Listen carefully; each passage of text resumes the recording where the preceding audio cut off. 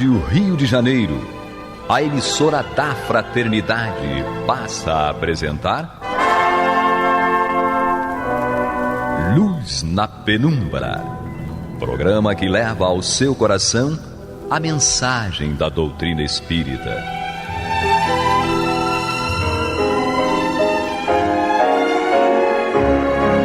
E com vocês, Eduardo Araújo, para o estudo de O Livro dos Médiuns, da obra codificada por Allan Kardec.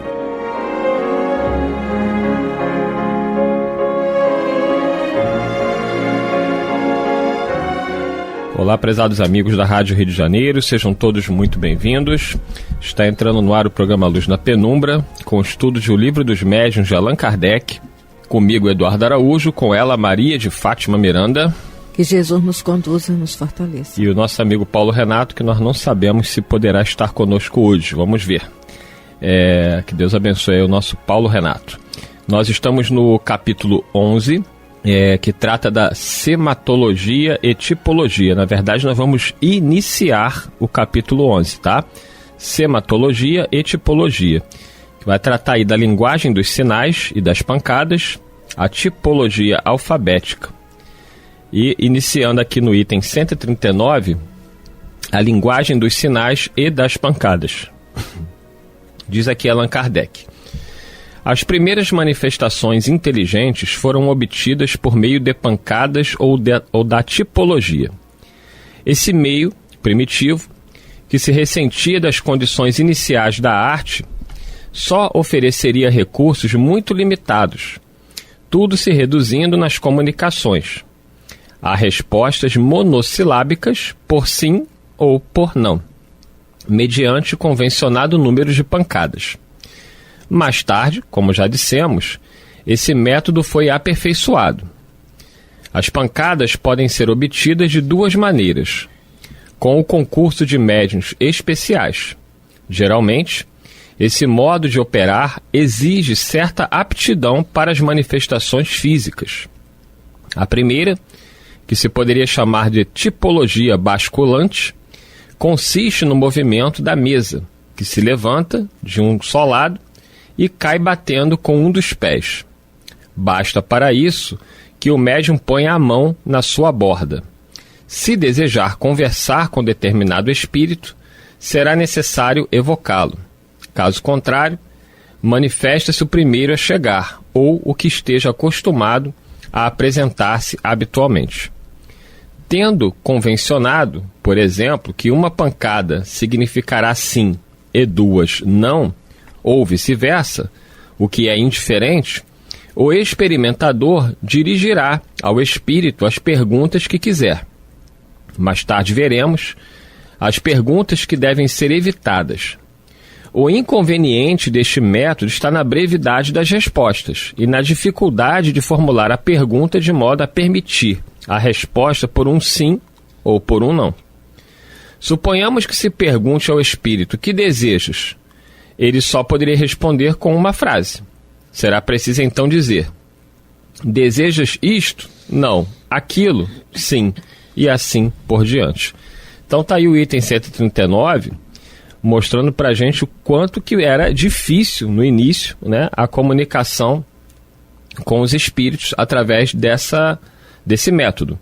Mas foi uma forma que começou a despertar a atenção, porque desde as irmãs Fox, que elas se comunicavam com o espírito lá na casa que elas habitavam, exatamente dessa maneira, Miranda, através das pancadas sim e não. Nós vamos entender que foi uma maneira de chamar a atenção, não é? Porque com o Kardec aconteceu semelhante quando ele estava trabalhando numa determinada abordagem, ideia, e os espíritos desejaram chamar a atenção dele. Olha, os espíritos teriam recurso de desencadear qualquer um outro fenômeno, mas as pancadas que ele começou a ouvir dentro de casa, e a Amélie, que estava fora de casa, chegou e ouviu também essas pancadas. Depois ele faz a pergunta, e os espíritos falam para chamar a atenção, porque é algo que impacta. Você está num ambiente, não tem ninguém mais, e pancadas começam a surgir, é algo que chama, não tem como você não perceber. Foi o recurso que eles usaram, né? Mas isso aí também eu fico imaginando que foi parte de uma metodologia para as coisas ir fluindo gradativamente. Porque depois das pancadas é usada a prancheta, depois da prancheta, aí eles dispensam tudo e é o próprio médium que vai escrever. Depois é o médium que vai psicofonar. Então, essa questão foi importante, como a Miranda disse, pelo seguinte: no começo era muito importante, os espíritos tiveram como estratégia demonstrar que tinha uma inteligência por detrás do fenômeno. O fenômeno é físico, é uma pancada. Então, é produzido pelo médium. Sem o médium, não haveria pancada. Mas quando você pergunta, se você for homem, dê uma pancada. Se você for mulher, dê duas. E a resposta vier, claramente tem uma inteligência por detrás ali respondendo. Isso é que era importante naquele primeiro momento. Né? Seria muito importante que ficasse claro que a comunicação estabelecida era uma comunicação real. E que foi quando Allan Kardec observou os fenômenos que, num primeiro momento, é importante ressaltar, Allan Kardec não acreditava e nem cogitava essa possibilidade.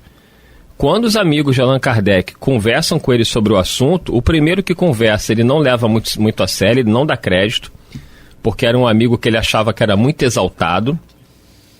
Quando o segundo amigo conta a mesma coisa sobre a história das mesas girantes, ele fala, bem, mais uma pessoa me falando, e dessa vez uma pessoa que eu entendo como alguém muito sério, muito centrado, comedido. Então eu vou observar. E ele aceita ir observar o fenômeno e ele observa com seus próprios olhos. Porque num primeiro momento, Allan Kardec entendia que isso se tratava de algum efeito magnético. Ele raciocinou da seguinte forma: tudo na natureza gira. Né? Os corpos celestes giram, né? Pela força magnética. Ele entendia que por algum motivo, ainda não conhecido, alguma força magnética fazia a mesa girar. Quando ele vai observar, e ele pode observar a questão das pancadas, conforme foi descrito aí no item 139, que a mesa produzia pancadas, tanto ela se erguendo e batendo no chão uma vez ou duas vezes, como também o som da pancada se produzia na própria madeira. Então ele via que realmente ali, por detrás do fenômeno, havia alguma inteligência. A ponto dele dizer, se todo efeito inteligente tem uma causa inteligente, então qual é a causa? Qual é a causa que produz esse fenômeno? E aí, nessa pesquisa, foi que ele descobriu que, na realidade, quem estava por detrás do fenômeno eram os espíritos. E eles próprios se apresentaram a Allan Kardec. É interessante porque quando os fenômenos acontecem lá em Hydesville, nos Estados Unidos, através das irmãs Fox, elas eram crianças e foi a mais nova que teve aquela ideia de perguntar. Olha, a intuição daquela menina, como é que ela podia conceber, né? Justamente a criança mais nova foi a que foi inspirada para estabelecer a comunicação de perguntas com aquele espírito, com o Carlos Rosman, que é o caixeiro viajante morto. Então, isso para mim, quando eu li essa passagem das irmãs Fox, já me chamou a atenção. Porque a criança, ela discernir e raciocinar nessa direção e fazer perguntas, ali já mostrava que tinha uma inteligência mais ajustada, inspirando aquele momento. E elas conseguiram, assim, descobrir até quem era o espírito. Sim, né? Sim. O nome e tudo mais. Aí foi como foi morto. Sim. Né? Aí, a princípio, tentaram descobrir a realidade, mas chovia naquela área, não foi possível por conta das condições do tempo, não é? Aí, mais tarde, é que eles foram encontrar realmente o cadáver do Carlos. Eu estou tentando buscar aqui, no livro Obras Póstumas, esse diálogo de Allan Kardec, né, quando ele teve contato aí com as mesas girantes. Mas daqui a pouquinho, quando eu conseguir achar, a gente procura ler aqui, porque é muito importante, né? Muita gente diz que a doutrina espírita é a doutrina de Kardec, mas o próprio Allan Kardec, ele não acreditava nesses fenômenos. E isso tudo é importante para a gente verificar que a doutrina espírita, Allan Kardec foi pesquisando mesmo, foi fazendo pelo método experimental, até de chegar à conclusão do que estava acontecendo ali naqueles fenômenos. Mas daqui a pouquinho aqui eu acho e a gente continua. Miranda, vai lendo aí agora o item 140. É de notar-se que quando se emprega esse meio, o espírito usa de uma espécie de mímica, isto é, exprime a energia da afirmação ou da negação pela força das pancadas. Também exprime a natureza dos sentimentos que o animam, a violência, pela brusquidão dos movimentos, a cólera e a impaciência, batendo repetidamente fortes pancadas, como uma pessoa que bate arrebatadamente com os pés, chegando às vezes a atirar ao chão a mesa. Se é amável e delicado, inclina no começo e no fim das sessões a mesa à guisa de saudação. Se quer dirigir-se diretamente a um dos assistentes, para ele encaminha a mesa com brandura ou violência, conforme deseje testemunhar-lhe afeição ou antipatia. Essa, propriamente falando, a sematologia ou linguagem dos sinais, como a tipologia é a linguagem das pancadas. Eis aqui um exemplo notável do emprego espontâneo da sematologia, quer dizer, a maneira como atua sobre a mesa, além de ter as pancadas, mas se é uma pancada mais forte, menos forte, se é delicada, se é mais violenta. É isso que caracteriza a sematologia. E o próprio movimento da mesa era algo que chamava muita atenção, porque nós temos a lei da gravidade. Como é que uma mesa vai ser erguida? E olha, não é as nossas mesas de hoje não, prezado ouvinte, que é uma mesa de papel ali, né? Era madeira... Não é aglomerada, daquela madeira maciça, pesadíssima. Como é que essa mesa se erguia? Foi a primeira coisa que Kardec observou, que força estava atuando ali para erguer uma mesa pesadíssima. E outra coisa, depois de erguida, como é que ela muitas vezes descia suavemente? E ele estava ali olhando, ele estava atento para ver se havia algum tipo de fraude. Não tinha às vezes como. Descia violentamente, mas não espatifava a mesa. É isso que ele observou e chamou a atenção. Ela fazia movimentos também totalmente inesperados dentro das leis da física. A mesa ia para um lado, a mesa ia para o outro, sem estar, às vezes encostada no chão, sem que ninguém a estivesse empurrando, às vezes erguida, ela ia para um lado ou para o outro. Isso tudo foi presenciado por Allan Kardec e por diversas pessoas na França. Não foi uma ou duas pessoas, não. Eu achei aqui, no livro Obras Póstumas, ele falando, né, tá lá em Minha Iniciação no Espiritismo. E aí ele vai dizer o seguinte, é importante a gente ver essa fala de Kardec. Ele diz, no livro Obras Póstumas, foi em 1854... lembrando que ele foi publicar o Livro dos Espíritos em 18 de abril de 1857. A primeira vez que ele ouviu falar das mesas girantes foi em 1854. E aí ele diz, foi em 1854 que eu ouvi falar pela primeira vez das mesas girantes. Certo dia, encontrei o magnetizador, o senhor Fortier, a quem eu conhecia desde muito tempo e que me disse: já sabe da singular propriedade que se acaba de descobrir no magnetismo? Parece que já não são somente as pessoas que se podem magnetizar, mas também as mesas, conseguindo-se que elas girem e caminhem à vontade. É com efeito muito singular, respondi, mas a rigor isso não me parece radicalmente impossível. O fluido magnético, que é uma espécie de eletricidade, pode perfeitamente atuar sobre os corpos inertes e fazer que eles se movam. Os relatos publicados nos jornais de experiências feitas em Nantes e Marsella e em algumas outras cidades não deixavam margem à dúvida acerca da realidade do fenômeno. Então Kardec já mostra aqui que, num primeiro momento, ele atribui o fenômeno a algum tipo de fluido magnético, né? E aí continua o diálogo aqui. Kardec diz: algum tempo depois, encontrei-me novamente com o senhor Fortier, que me disse: eis uma coisa muito mais extraordinária. Não só se consegue que uma mesa se mova, magnetizando-a, como também que fale. Interrogada, ela responde. Agora olha o que Kardec diz. Isto agora, repliquei-lhe, é outra questão. Só acreditarei quando ver. E quando me provarem que uma mesa tem cérebro para pensar e nervos para sentir. e que possa tornar-se sonâmbula. Até lá, permita que eu não veja no caso mais do que um conto da carochinha. Então, Kardec levou até na brincadeira. Sim. Isso aqui é muito importante, gente, porque isso joga por terra que a doutrina é de Kardec. Sim. A doutrina não é de Kardec, a doutrina é dos espíritos. Ele nem acreditava nisso. E que bom que ele não acreditava, porque mostra a imparcialidade dele na pesquisa do fenômeno.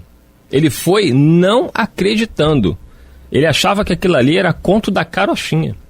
Está escrito aqui. E aí ele continua. Vale a pena, né, a gente ter essa leitura. Esse raciocínio era lógico. Eu concebi a possibilidade do movimento por efeito de uma força mecânica, mas ignorando a causa e a lei do fenômeno. Parecia-me absurdo, ele achava absurdo atribuir-se uma inteligência a uma coisa puramente material. E ele estava certo. Ué, como é que vai dizer que uma mesa vai responder alguma coisa? Não tinha sentido. Mas quem já tinha observado o fenômeno via que tinha uma resposta inteligente. Ele não tinha observado ainda. Eu me achava na posição dos incrédulos atuais, que negam apenas porque veem um fato que não o compreendem. Há 50 anos, se dissesse a alguém, pura e simplesmente, que se podia transmitir um telegrama a 500 léguas e receber a resposta dentro de 1 hora, esse alguém se riria e não teriam faltado excelentes razões científicas para provar que semelhante coisa era materialmente impossível. É verdade, né? Quem conheceu, por exemplo, o fax, como é que tu colocava dentro daquele aparelho coisas escritas, desenhos, e aquilo saía do outro lado do mundo, no Japão, exatamente como... Mensagem. Até hoje eu não entendo como é que funciona aquilo de uma forma mais clara. E aí ele vai dizer o seguinte, que em meados do ano seguinte, olha quanto tempo demorou até desde a primeira informação que ele teve. Em meados do ano seguinte, em 1855, encontrei com o senhor Carlotti, amigo de 25 anos, que me falou daqueles fenômenos durante cerca de 1 hora, com entusiasmo que congregava todas as ideias novas. Ele era natural de Córcega, de temperamento ardoroso e enérgico. E eu sempre apreciara nele as qualidades que distinguem uma grande e bela alma, porém, desconfiava da sua exaltação. Foi o primeiro que me falou da intervenção dos espíritos e me contou tantas coisas surpreendentes que, longe de me convencer, aumentou ainda mais as minhas dúvidas. Um dia, o Senhor será dos nossos, concluiu. Não direi que não, respondi-lhe, veremos isso mais tarde.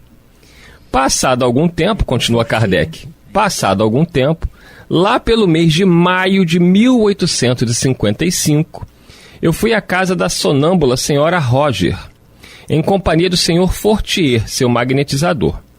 Ali encontrei o senhor Patier e a senhora Plené-Maison, que me falaram daqueles fenômenos no mesmo sentido que o senhor Carlotti se pronunciara, mas em tom muito diverso. O senhor Patier era funcionário público, já de certa idade, muito instruído, de caráter grave, frio e calmo. Devia ser o Aloysio Guigino da época. Sua linguagem... Como é o nome do homem? O senhor Patier. Aloysio Guigino, a reencarnação de Aloysio Guigino. Sua linguagem pausada, isenta de todo entusiasmo, produziu em mim viva impressão, quando me convidou a assistir às experiências que se realizavam na casa da senhora Plené-Maison. Aceitei imediatamente. A reunião foi marcada para a terça-feira de maio, às 8 horas da noite.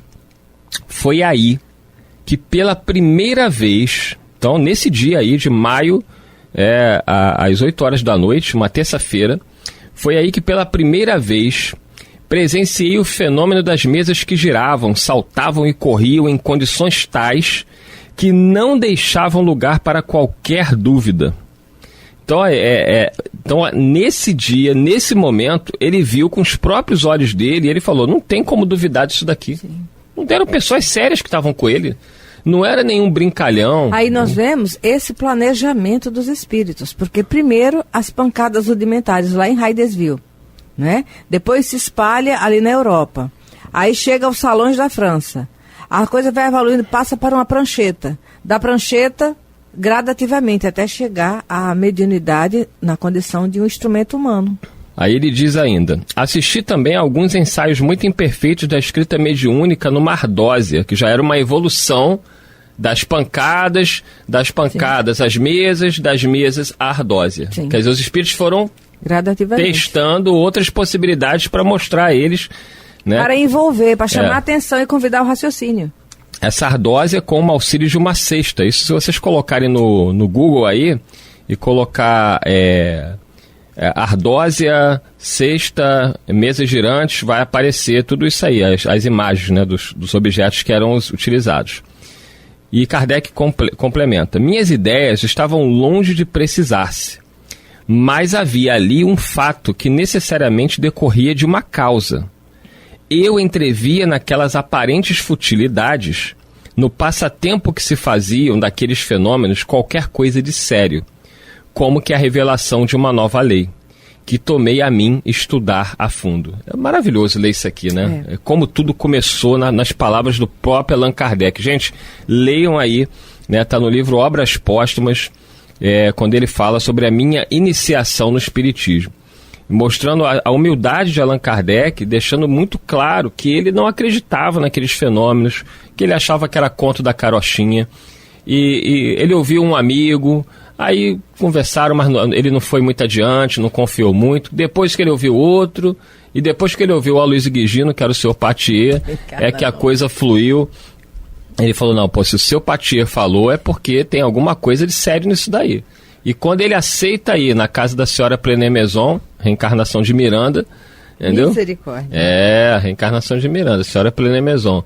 E aí ele vê o fenômeno acontecer com os próprios olhos, e ele sabia claramente que ali não tinha fraude.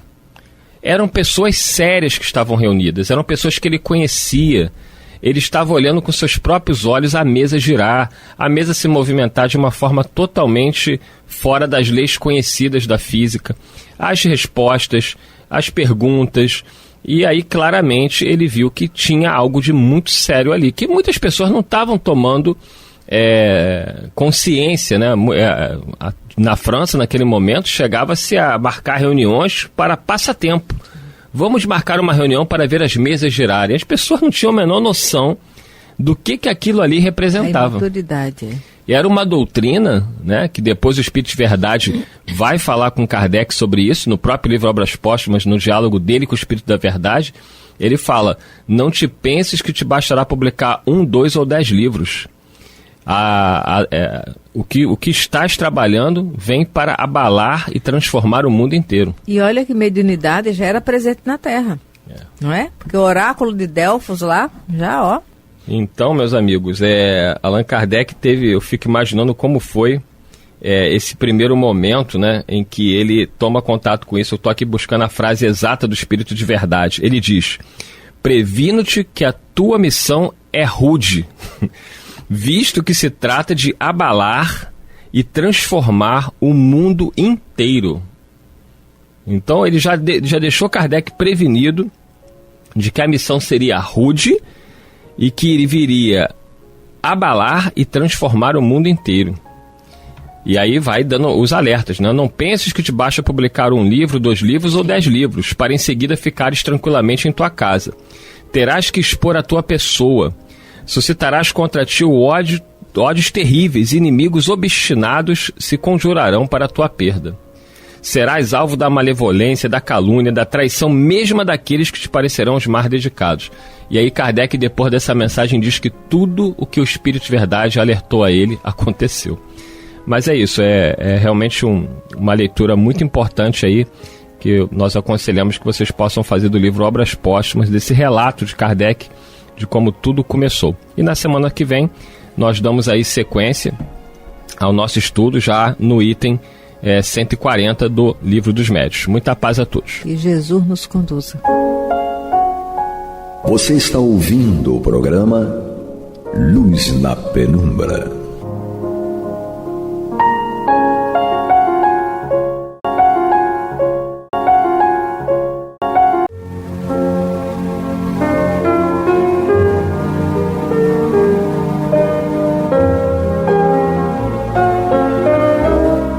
A Rádio Rio de Janeiro está levando ao seu lar e ao seu coração a mensagem consoladora da doutrina espírita, através do programa Luz na Penumbra.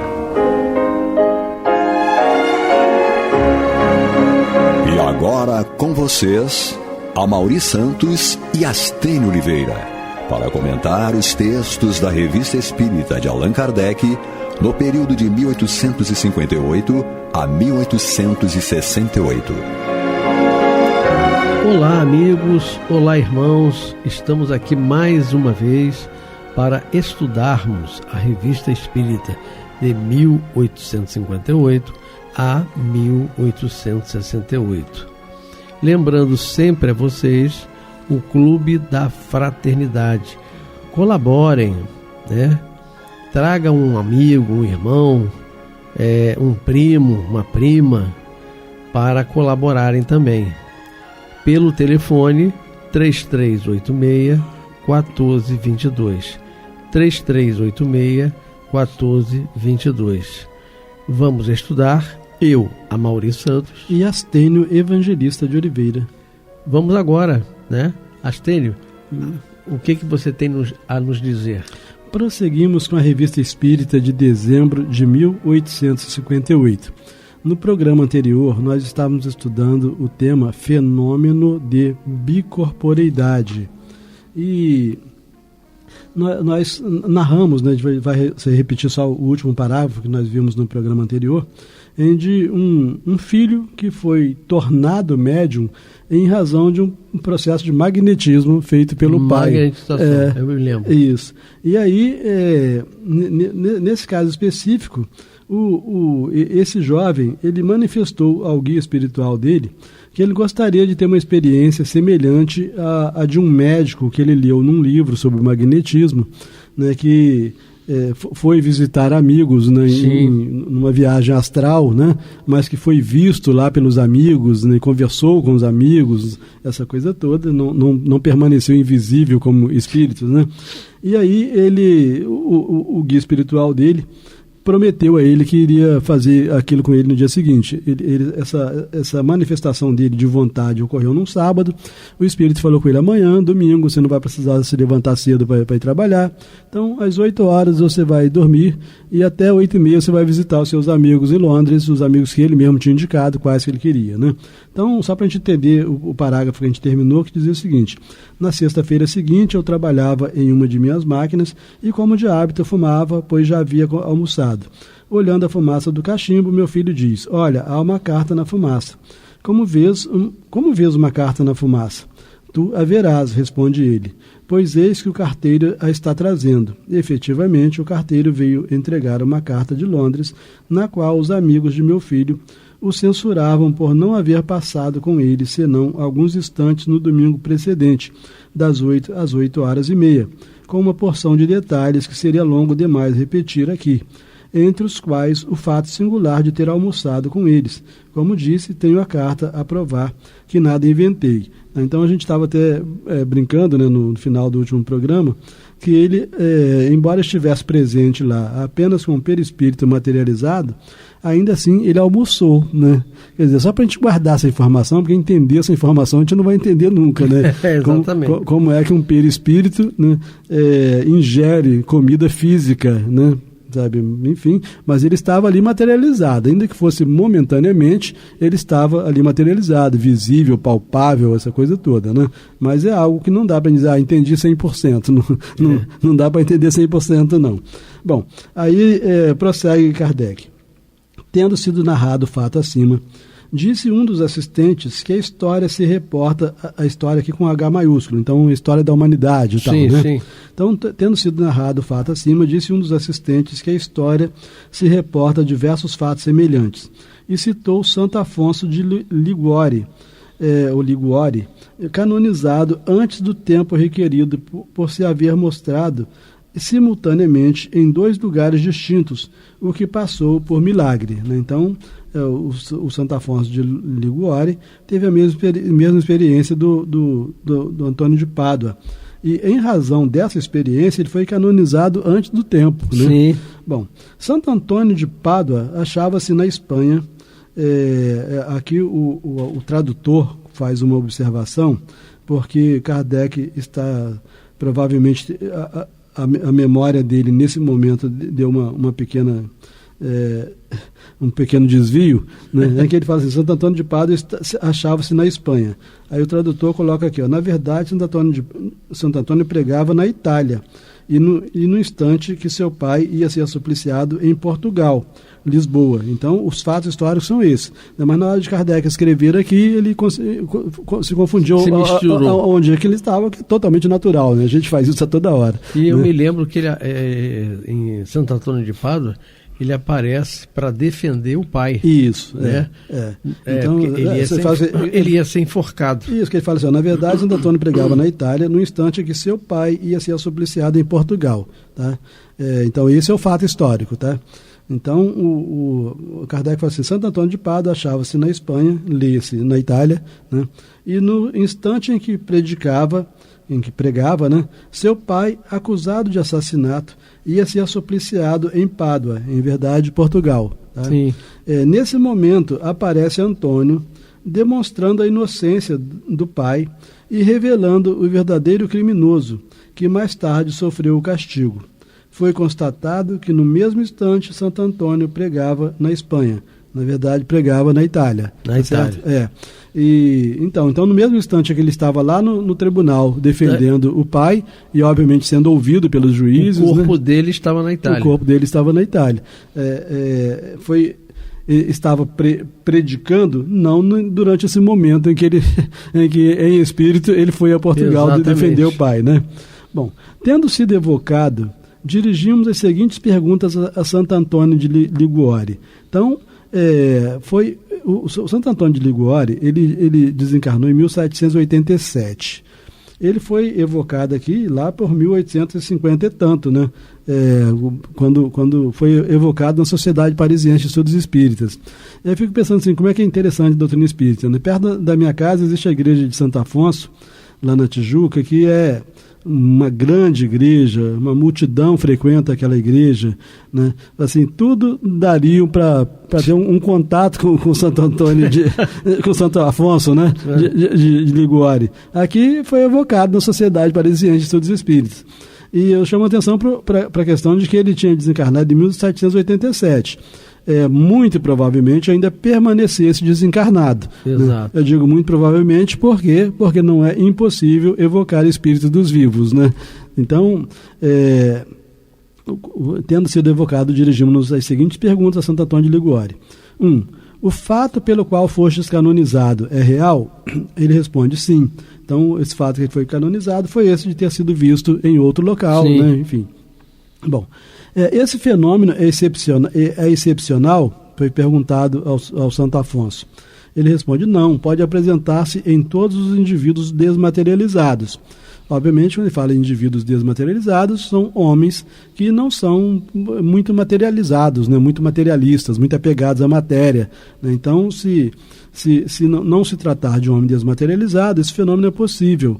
Né? Então, muito provavelmente, isso aí poderia ter acontecido com Chico Xavier, né? Criaturas mais desmaterializadas. Exatamente. Né? Bom, outra pergunta. Era motivo justo para vos canonizarem?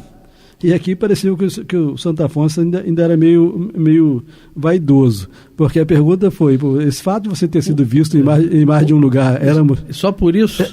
Era motivo suficiente para te transformar Exatamente, em santo, né? Ele responde, sim, desde que por minha virtude, aí pareceu um pouquinho de vaidade aqui, né? Sim, desde que por minha virtude eu me havia elevado até Deus. Sem isso, não teria podido transportar-me simultaneamente para 2 lugares diferentes. Aí a gente vê, né, que, não obstante o Santo Afonso tenha desencarnado, né, muitas décadas antes do momento em que ele estava conversando com Kardec, a gente verifica que ainda mantinha um pouco de ignorância ainda. A gente vai confirmar isso um pouco mais à frente. Né? Ele fala assim, então era motivo justo para vos canonizarem? Ele fala, sim, desde que por minha virtude eu me havia elevado até Deus. Então isso aqui é meio forte, né? Minha virtude, me elevei até Deus, é meio forte. Bom, sem isso não teria podido transportar-me simultaneamente para 2 lugares diferentes. Ele está aqui afirmando, então, que só é possível transportar-se simultaneamente para dois lugares diferentes quando se eleva até Deus, pelas virtudes, não é? Exato. Bom, mas vamos prosseguir, ver se ele não se contradiz mais à frente. Ele fala assim, aí vem outra pergunta. Todos os indivíduos nos quais se apresentam esses fenômenos merecem ser canonizados? Então Kardec diz, bom, é só com você, ou só com Santo Antônio, enfim, né? Mas com qualquer pessoa que acontecesse esse fenômeno de estar em dois lugares ao mesmo tempo. Exatamente. A pergunta de Kardec é perfeita. Né? Foi cercando. Né? Então todos os indivíduos nos quais se apresentam esses fenômenos merecem ser canonizados? Aí ele responde, não, porque nem todos são igualmente virtuosos. Aí eu falei, aí que vem a contradição, porque se antes ele fala que só se não tivesse elevado até Deus pelas virtudes, não teria podido transportar-se, aqui ele fala que outros podem se transportar sem ser igualmente virtuosos, né? Então a gente vê que ele estava meio confuso também, né? Então, não, porque nem todos são igualmente virtuosos. Aí que 5. Poderias dar-nos a explicação desse fenômeno? E aí, obviamente, que para dar a explicação do fenômeno, o santo Afonso teria que ser estudioso dos fenômenos, né? Que o fenômeno pode acontecer com a pessoa e ela não saber como explicar. Aqui ele tentou dar uma explicação, que para mim está meio tá meia boca. Então a pergunta foi, poderias dar-nos a explicação desse fenômeno? Ele responde sim. Quando o homem, por sua virtude, então ele acabou de falar que nem todos são igualmente virtuosos, né? Então que nem todos merecem ser canonizados, Sim. Aí volta a falar de virtude aqui, entendeu? Assim, então quando o homem, por sua virtude, se acha completamente desmaterializado, quando elevou sua alma para Deus, pode aparecer em dois lugares ao mesmo tempo, do seguinte modo. Sentindo vir o sono, então, nesse ponto ele está certo, porque não fica ativo em dois lugares ao mesmo tempo, né? Então, sentindo vir o sono, isso aqui não é o sono corriqueiro na hora da gente dormir, é o sono que se aposta da criatura naquele momento em que ela vai se desprender, né? Então, sentindo vir o sono, pode o espírito encarnado pedir a Deus para transportar-se a um lugar qualquer. Seu espírito ou sua alma, como quiser chamá-lo, abandona então o corpo, seguido de uma parte de seu perispírito. Obviamente, uma parte de seu perispírito é a visão restrita ainda do Santo Afonso, porque não fica uma parte do perispírito num lugar e outra parte, né? O perispírito é um. Ele não tinha conhecimento, ele era padre. Né? Então, e não tinha tido interesse ainda em estudar a questão. Exatamente. Né? Assim, então, seu espírito ou sua alma, como quiser chamá-lo, abandona então o corpo, seguido de uma parte de seu perispírito, deixando a matéria imunda. Então, olha como ele chama o corpo físico, matéria imunda, né? Isso não é legal, né? O corpo físico tem um valor imenso no progresso da gente, né? Deixando a matéria imunda num estado vizinho ao da morte. Digo vizinho da morte porque ficou no corpo um laço, ligando o perispírito e a alma à matéria. E este laço não pode ser definido. Então, nesse ponto, ele está certo, né? O perispírito está lá longe, mas existe um laço fluídico, né, ligando o perispírito ao corpo. Porque ele se mantém vivo, né? Isso, até para mantê-lo vivo, né? Exatamente. Bom, o corpo, então, aparece no lugar desejado. Creio que é tudo quanto desejais saber. Né? Então, ele imaginou que Kardec não quisesse saber mais nada, provavelmente ele não sabia mais nada também, né? Então, creio que é tudo quanto desejais saber. Aí, sexta questão. Isso não nos dá a explicação da visibilidade e da tangibilidade do perispírito. Então, Sim. Kardec, como a gente, permaneceu insatisfeito com as respostas dele, né? Isso não nos dá a explicação da visibilidade e da tangibilidade do perispírito. Ele responde: achando-se o espírito desprendido da matéria, conforme seu grau de elevação, pode tornar-se tangível à matéria, né? Então, conforme o grau de elevação, também a gente fica em dúvida, né? Seriam os mais elevados que poderiam tornar-se tangíveis à matéria, né? Quase sempre, quanto mais elevado, mais difícil é tornar tangível a matéria, né? Então, mais uma vez, a resposta dele não convenceu muito, né? Aí Kardec faz uma outra pergunta. Entretanto, certas aparições tangíveis de mãos e de outras partes do corpo pertencem evidentemente a espíritos de ordem inferior. Kardec não era fácil também não, né? Ele catucava a onça com vara curta. O Santo Afonso deve ter se arrependido de ter aceitado a invocação. Né? Aí ele responde assim: são espíritos superiores que se servem dos inferiores a fim de provarem o fenômeno. Então aqui ele se saiu pela tangente, né, mas se saiu bem, né? Assim, vocês pegam essas mãos tangíveis e tal de espíritos inferiores, mas eles estão a serviço de espíritos superiores. Então até aí tá razoável. Então são espíritos superiores que servem de inferiores a fim de provar o fenômeno. 8ª questão. O sono do corpo é indispensável para que o espírito apareça em outros lugares? Né? Então, Kardec indaga assim, não dá para ficar ativo em 2 lugares? De algum modo é esse, né?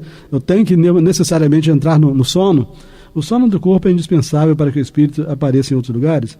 Resposta. A alma pode dividir-se quando se sente transportada a um lugar diferente daquele onde se acha seu corpo.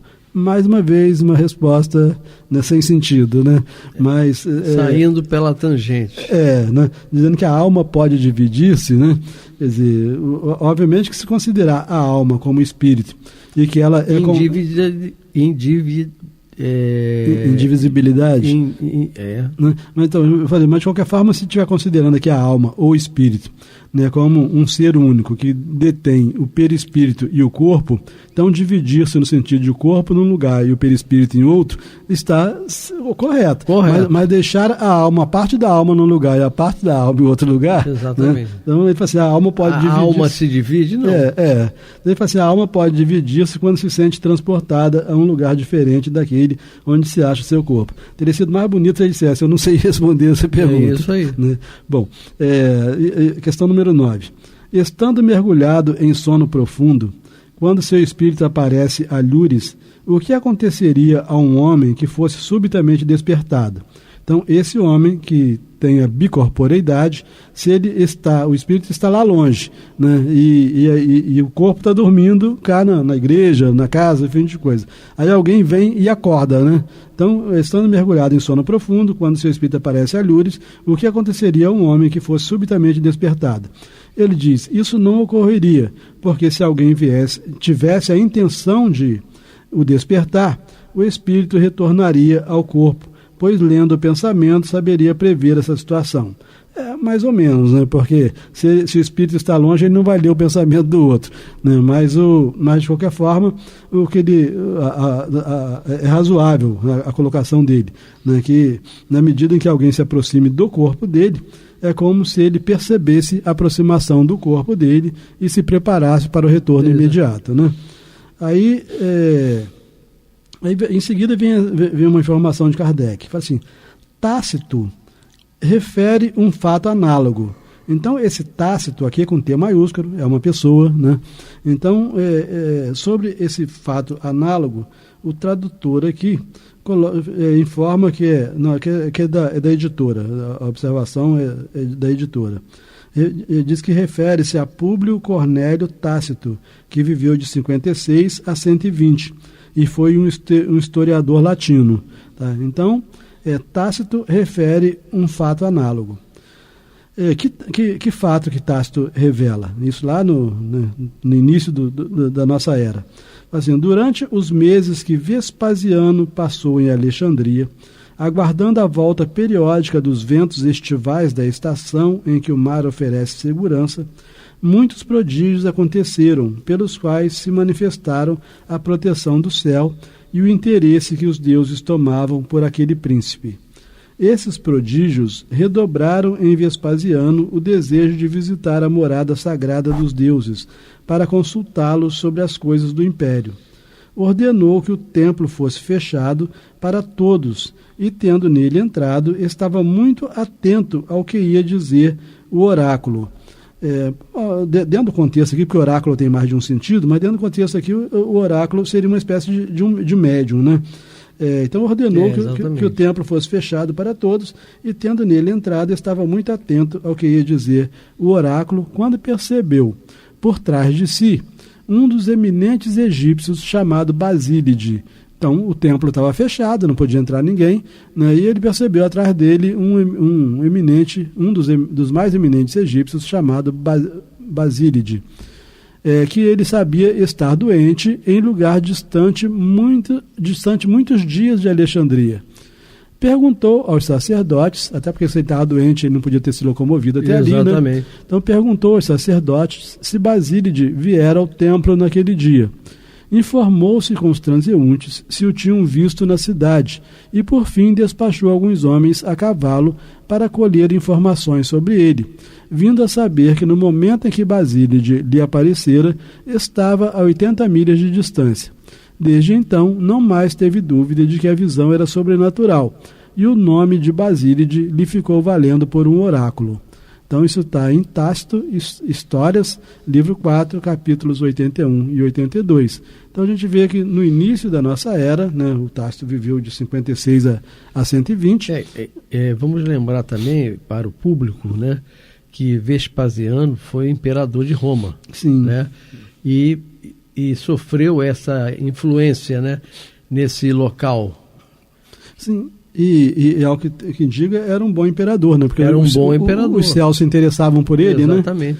O nosso tempinho está ficando no final, mas dá para a gente ler os 2 parágrafos que faltam sobre esse tema. Sim. Né? E aí o Kardec diz o seguinte: desde que essa comunicação nos foi feita, diversos fatos do mesmo gênero, cuja fonte é autêntica, foram nos relatados. E entre eles, existem alguns muito recentes, que, por assim dizer, ocorreram em nosso meio e se apresentaram nas mais singulares circunstâncias. As explicações às quais deram lugar alargaram o campo das observações psicológicas de maneira extraordinária. Então Kardec está dizendo que isto que levou Santo Afonso, Santo Antônio a serem canonizados, acontece quase que corriqueiramente. Exatamente. Né? Acontecem muitos fatos e nenhum dos outros foram transformados. Canonizados. Né? Nem o Basílide aqui foi canonizado. Exatamente. Né?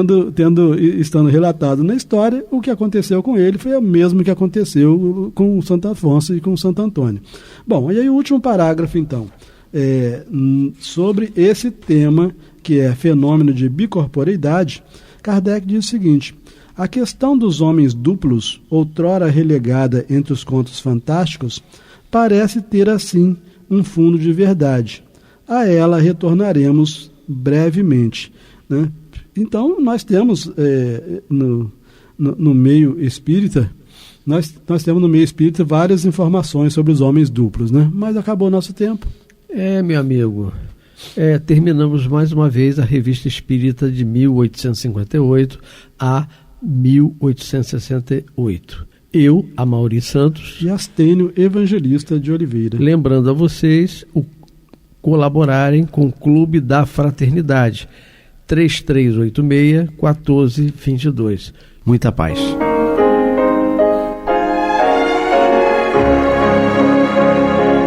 E vamos ouvir agora a prece de encerramento de nosso programa, na voz de Geraldo de Aquino. Jesus, dá-nos coragem para a luta, piedade para os insultos e misericórdia para as injustiças e ingratidões. Limpa nossa alma de inveja e ambições mesquinhas, de ódio e de vingança o nosso caminho. E que dentro em pouco, ao recolher-nos de novo ao calor do nosso leito, para que o sono nos dê a paz e o esquecimento das tristezas humanas, possamos sentir, Senhor, no mais íntimo de nosso ser, a doçura indefinível do Teu amor e a grandeza incomparável da Tua divina presença. Que assim seja.